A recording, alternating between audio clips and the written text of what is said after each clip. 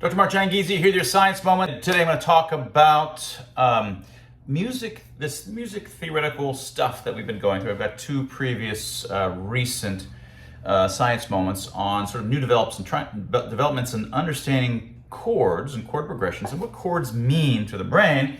And I have this intuition that chords are conveying, in some sense, the velocity, the direction, the movement of a mover in your midst. And this comes off of a book about 10 years ago that I wrote called Harness, and that is that music culturally evolved to sound like a human moving in your midst, which is why it's so evocative.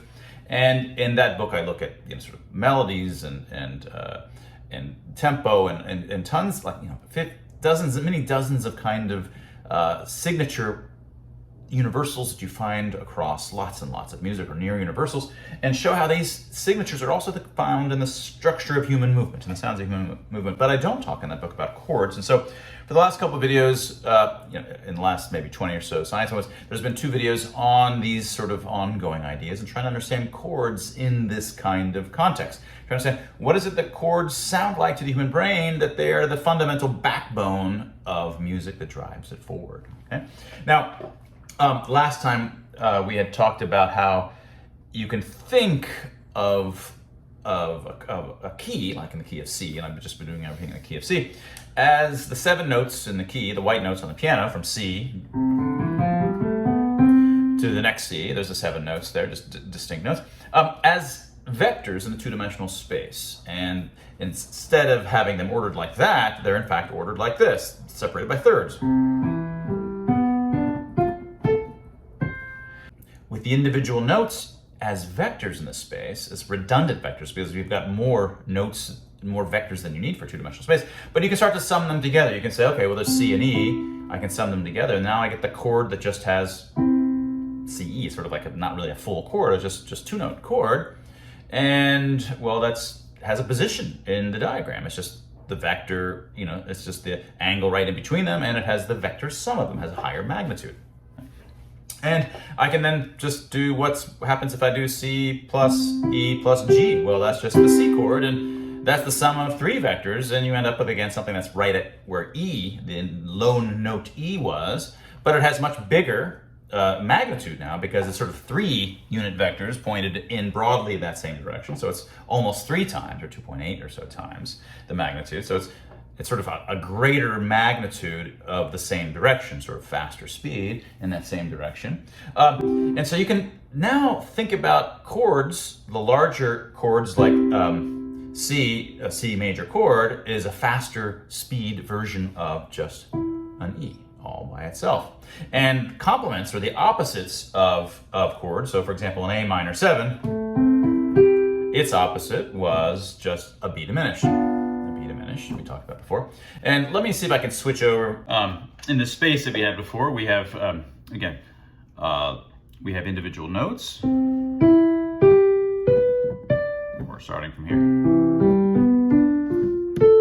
They serve as vectors in any of these possible directions all around the circle, but we can sum them together, and we end up with the sum exactly where it should be. So first things that I wanted to talk about this space that we've talked about before, and I recommend you go back and watch those two. You can look at the music playlist here, and the last couple on the music playlist are all on this topic. And so far, C, the chord C, was always at the top, and B diminished 7 or B naught 7 was at the bottom. But I've been struggling with what it could mean. How could this space be being interpreted as movement? And one problem with movement is that anything that's moving, well, it's either moving towards you or away from you, and that would be sort of one axis of symmetry. But everything, how it moves to the left, let's suppose it moves to the left of you, well, that should be symmetrical to how it moves to the right of you. If it's moving to the left or to the right, it should be the same, right? So there should be sort of one axis of symmetry such that things on the left half are the same as things on the right half. And the diagrams that we've been looking at really didn't have that. There was no symmetry such that it was left-right symmetric, and that immediately seems to suggest it can't be about movement in space, because again, movement in space relative to you always has an axis of symmetry, namely the line of sight in some sense, in which case things can move toward you, away from you on that, and that's very different. But things left and right of that should all be symmetrical. So something slightly moving toward you but to the left, or slightly moving toward you but slightly to the right, should be symmetrical and should sound symmetrical in some appropriate sense. Now, but it turns out there is a symmetry in this space, and it's almost as we had it before with the chord C at the top, but it's not quite that. And this comes back to 2 videos ago, and let's just show it on the piano. In the chromatic space, that is in all 12 notes in the key of C, which is only the white notes matter, but in terms of the underlying chromatic space, there's an axis of symmetry, and it came out in the first video, but we kind of abandoned that in the second video in terms of we just focus on diatonic. But it's that D is symmetric, because you can just see it all looks the same symmetrically. If you put a mirror here, it looks the same on both sides, right? So the only chords here that are symmetric in regards to this axis of symmetry are B diminished. It's just exactly right, sort of covers that that's symmetry axis. And then there's A minor 7, also covers over, makes it symmetric. So if you flipped it, it would look exactly the same. But so the argument is that we should no longer be having a C chord at the top, but we should shift it a little bit to the left so that C and A minor chords are at the top, and in between is A minor 7. And now at the bottom is B diminished. And now we have an axis of symmetry which nearly respects the idea that there's something special about the C chord, because it is the key of C after all, but it makes it so that it's nearly at the top, but not quite at the top. Now instead A minor 7 is at the top. But that's also nice because look, A minor now is on just to the right of the top, and C, chord C, is just on the left of the top. And that makes sense because in any key, for example, in the key of C, is also the key of A minor. That is, the key of A minor and the key of C are the same 7 diatonic notes. We often say it's in the key of A minor if you're typically ending on an A minor, resolving back to an A minor rather than resolving to C, but it's the same key, and this helps preserve that symmetry as well. So this little realignment is beautiful. It has all the same mathematical properties. You can start with the individual notes as vectors and start summing them together, and wherever their sums are, the magnitude of those things gives you how long or what the speed would be, and the direction is its direction. And you can get all the 7s and the 9s and the 11s and all the kinds of things we talked about before. But now you have extra things because there's now a left-right symmetry that I want to talk through. So for example, if you just go to the individual notes, which we had talked about previously that are associated with the space, well, notice that at the top, the individual notes, you have E and C. And as far as this axis of symmetry is concerned, E and C are mirror reflections. That is, if you imagine taking a photo of this, me doing an E, and you took a photo and then you flipped it, you did a mirror image of it, well, it would just look like I'm playing a C, right? And so, in the same for E, if I play a C, if I flip it in the mirror, it looks like I'm playing an E. C and E are duals or mirror symmetric to one another, as are G and A. G and A are the same distance from D, and thus in a mirror, G would look like an A, and same for F and B. And you can see they are all across from one another, note for note. And then D is the only one that's on the axis of symmetry itself. At the level of all chords, well, we already saw that B not or B diminished is symmetric with itself. In other words, in a mirror, it's going to look still like a B diminished. And same for an A minor 7. It's still going to look like itself in the mirror.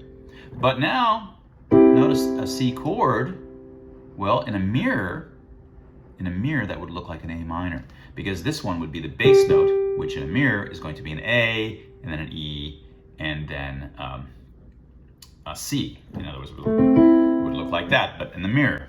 Okay? And you end up with F and E minor being mirrors of one another, and G and D minor being mirrors of one another.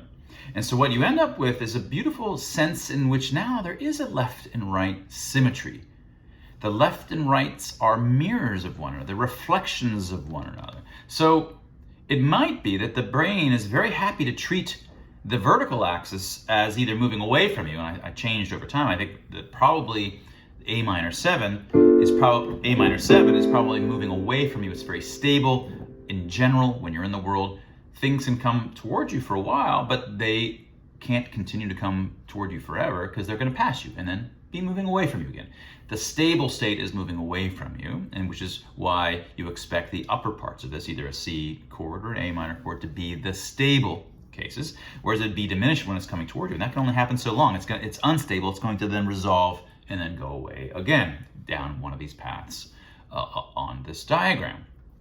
So one of the beautiful things immediately that you can see is that, well, if it turns out that music tends to be about a mover that's moving, let's say it starts at a C and then it goes to an A minor. Now it's slightly moving, was moving a little bit away, now it's moving also away, but just in the other direction. And then it goes to, let's say, coming a little bit more toward you, and then it goes to switch passes you, it's going past you, and then back to C again. It's done a whole loop. It's done a vector sum. You're adding going this way, and then it's turning, and then it's turning, and then turning, and that was an encounter. Most of the kinds of chord progressions are about the length of what an encounter would be. A typical encounter with two, we've actually done measurements in harness of what's the typical turning rate of a person who's moving. It typically takes about 2 steps, so about 2 beats to turn about 90 degrees. And so you can typical size of a chord progression has certain kinds of sizes. And so what you might expect is that a typical chord progression is showing you the movement in one bout of behavior, in one loop in some sense. So that you should tend to find, of course with much variability, a tendency to move, let's suppose, clockwise. This would happen to be clockwise. A very slow clockwise case would be where you go starting with C and then just doing all the chords.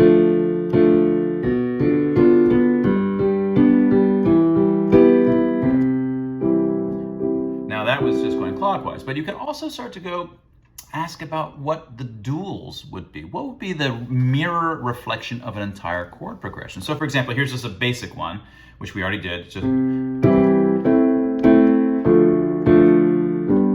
So this is just a common 50s kind of right? So I'm just going C, A minor, D minor, G. The idea is that it's turning, coming toward you and passing, and then going back to away from you again. So that has a particular sound. But let's ask, what does its dual, its mirror reflection sound like? Well, that would mean instead of starting with a C, I would go to its dual, which is an A minor. And now instead of going to the D minor, I'm going to go to its dual, which is a G. And instead of playing the G at the end, I'm going to go to a D. I'm just going to go in the opposite way. I'm going to go counterclockwise to the same exact chords, just that it's going to be to the mirror reflection each time. So in this case, you have this song, chord progression.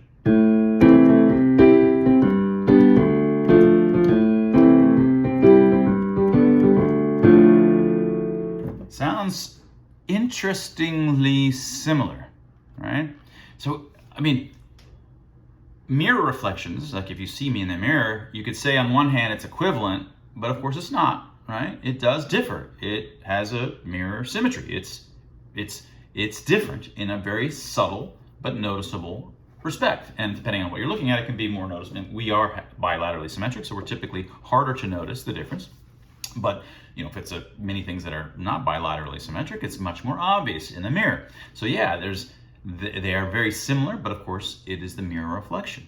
So what we can do now is in this space, with the axis shown vertically here and having the axis of symmetry going from sort of B diminished from at the bottom, or in fact the basic vector here is just the note D vertically down, and then just upwards is straddled by E and the notes E and C. You can choose now to do chord progressions or their mirror reflections. Another thing that you can do in this space and seeing it this way is just now ignore all ignore all the chords and let's just look at the individual notes. And we have 7 vectors. You can add them as you wish, and you get all of the chords in this key, all the way from the 7s and the 11s and the pairs of notes that are not really chords at all. And they have all their appropriate places with all their appropriate magnitudes or speeds. But if you just stay at this bottom level, you can see that, well, we don't need 7 notes. We don't need 7 vectors in a 2-dimensional space. You can get rid of some of those. There's just more than we need, right? Now, one thing you could do is you could just choose to have E and C, and let's just say we're going to keep G, and we're going to keep, let's say, G and A. So we've got 4th on the top, and let's go ahead and, but we need, those are all pointed up. We need to have something pointed down, and we're not going to be able to do any of the directions down below. So we can just do this. Let's do D. So I can just use those 5. So that would be where you just have G, E, C, and A, and just D at the bottom, and not do B or F. Well, you can do any music this way, in the sense that you can do any movement directions. Because if you wanted to do a B, well, D plus G, D plus G, or D plus G, let's make it like this, just equals something in the direction of B. It's actually longer, it has a greater speed than B, but it's in the same direction as B. And if you want to do F, well, you just do A plus D. So you just do A plus D equals an F. So the idea is that you can still approximate the same kind of chord progressions, or the same kind of movement of this mover in the space, moving left or right or away or toward. And I don't totally understand why up or versus down has to be toward or away. I have some ideas, I hinted at. But you can get that without having the notes B or F at all. And in fact, there's a name for this. This is just called the pentatonic scale. The pentatonic scale is just that. It's just those 3 and that. It's just that, in some sense, 4 different directions up top and 1 on the bottom. Right? But that's not the only thing. There's other scales that are possible. So some scales, that is subsets of the diatonic scale, wouldn't work. You couldn't just do E, C, G, and A. If you did, you'd never be able to have it go, but supposing that up is away from you, you could have it go left and right, and it could just be going away from you the whole time. It could never turn around and get closer. It would just be, just...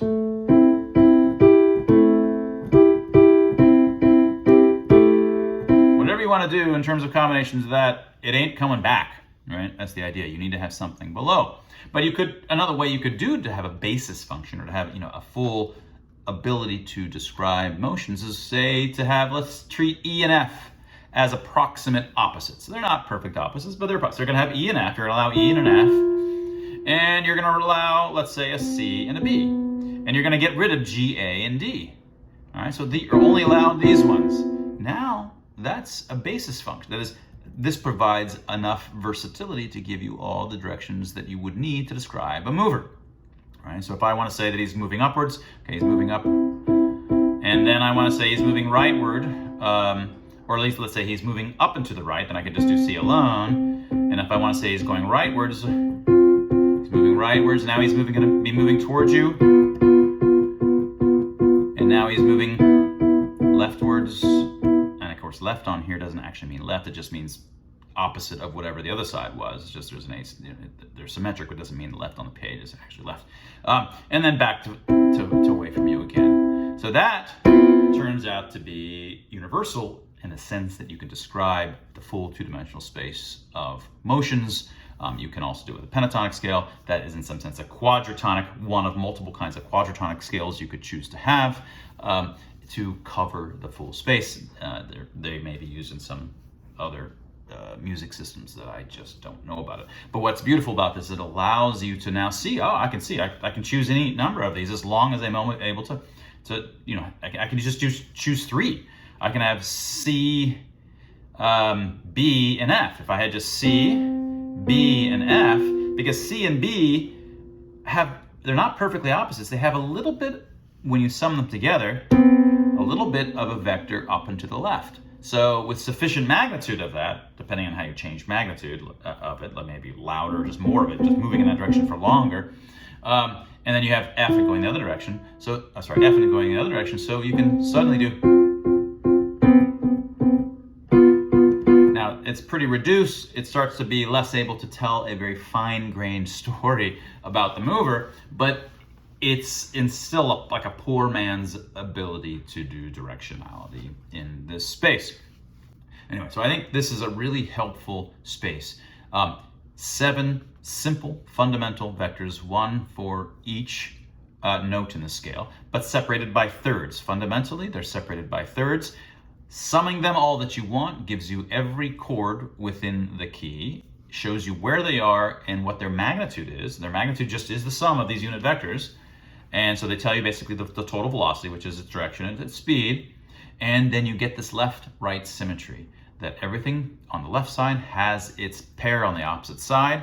And one thing I already skipped, all of the major chords and minor chords have 7 chords as their direct opposites, which we had talked about before. But again, there's these nice dualities that come from this space that really helps think about what's going on in music, even if one hasn't fully understood what this means in terms of a human mover or their emotions or what exactly it means. And ultimately, that's my goal. And that was your science moment. If you're interested in this kind of stuff, go back and get a copy of Harnessed. This goes back to 2011. It's my 3rd book on the origins of language and music. And that was your science moment.